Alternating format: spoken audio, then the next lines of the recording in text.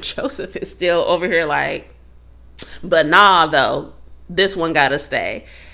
And it's like, man, you really playing with these folks' emotions.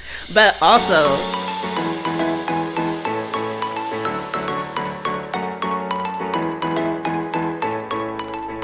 hey guys, and welcome back to another True Thoughts Thursday, where I am sharing some of my random thoughts on this here faith journey. So, continuing on with my study of Joseph. So, I kind of set myself up with a little bit of a cliffhanger. So, today we're looking at chapters 43 and 44. In 43, we have the brothers, the family, actually, they've now kind of like run through all the food that they took back home because the famine was that severe. And so Jacob is like, yeah, but go and get some more food. And they remind him, was like, well, the man who's in charge said that we would not see his face again if we did not bring our little brother, Benjamin. And so there's some back and forth. And finally, Jacob relents to allow Benjamin to go. And one of the things I noticed is that it was almost like like he gave up in defeat, because he was like, like, go and take him. And if I am deprived of my sons, then I'm deprived. I'm bereaved. And it's like, dang, like y'all breaking this old man heart. And that's like actually very wild. But they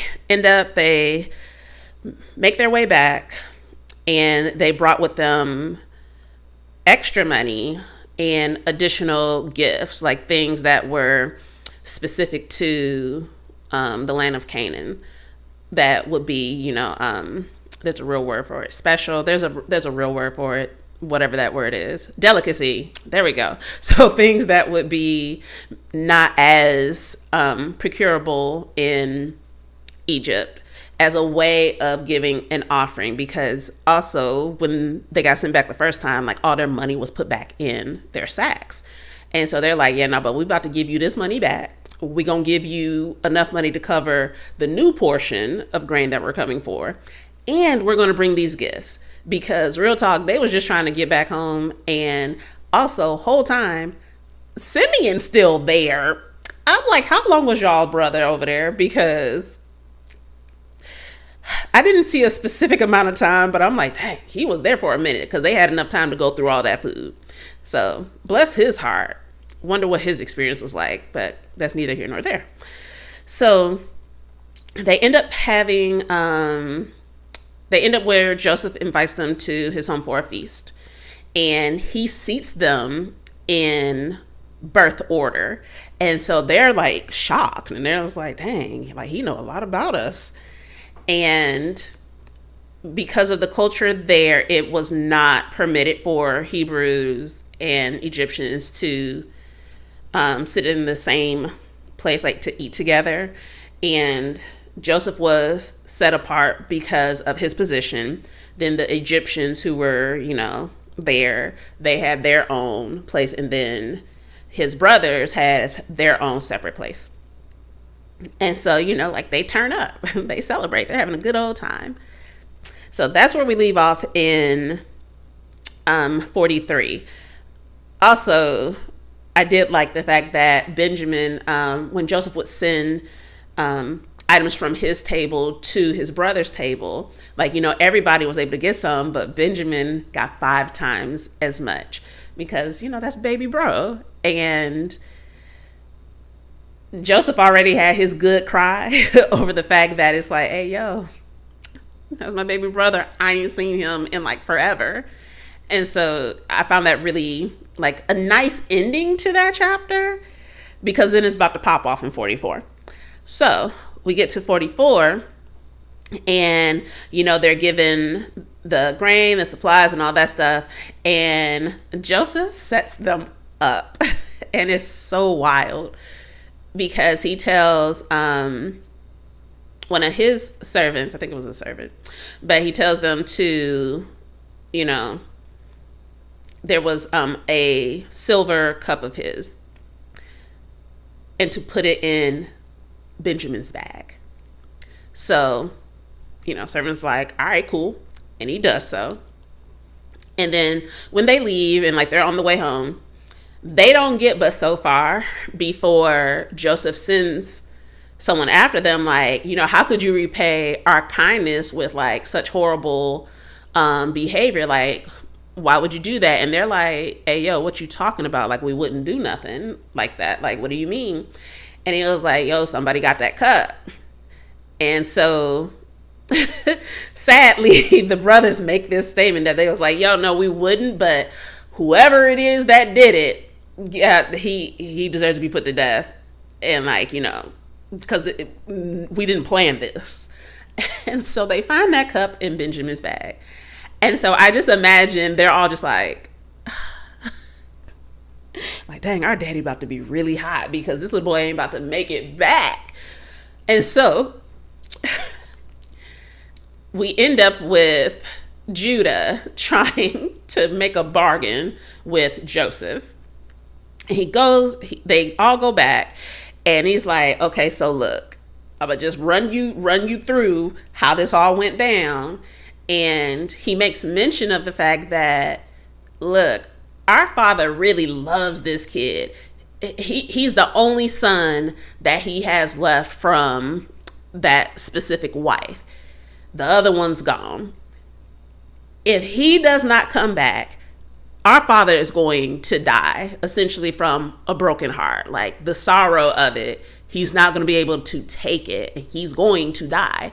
And so Judah offers himself up in exchange. And when we get to the end of that chapter, Joseph is still over here like, but nah, though, this one got to stay. And it's like, man, you really playing with these folks' emotion.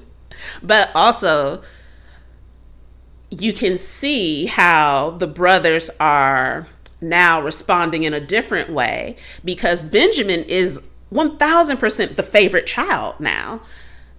Because, Rachel was the favorite and she only had Joseph and Benjamin. So Benjamin's the favorite. But this time they're doing everything in their power to make sure he makes it back home. Whereas with Joseph, they smooth sold him off. So I think this was a test. And I'm sure like this is going to get resolved in like the next chapter or two. But very much so for Joseph to kind of just see if they're going to sell his little brother out the same way they did him. Which is crazy work how he's doing this, but also it's understandable because, he has now wept twice, because even though they treated him like that, those were still his brothers. He still loved them. Like, he still had that compassion for them. But he also needed to know, okay, but where y'all heads at? Because that might determine how I go about this. So I found it interesting that Judah was the one this time. So the first time when they were telling Jacob that, they was like, hey, yo, so dude said that we got to bring Benjamin with us next time or don't come back. The first time, I just forgot that man's name. Reuben, there we go. First time, Reuben was like, hey, if I don't bring him back, that's on me. You can take my kids. And it's like, dang, he love his grandkids too now. Like, hold on, pump your brakes. But this time, it's Judah who offers himself up as being responsible for making sure Benjamin makes it back.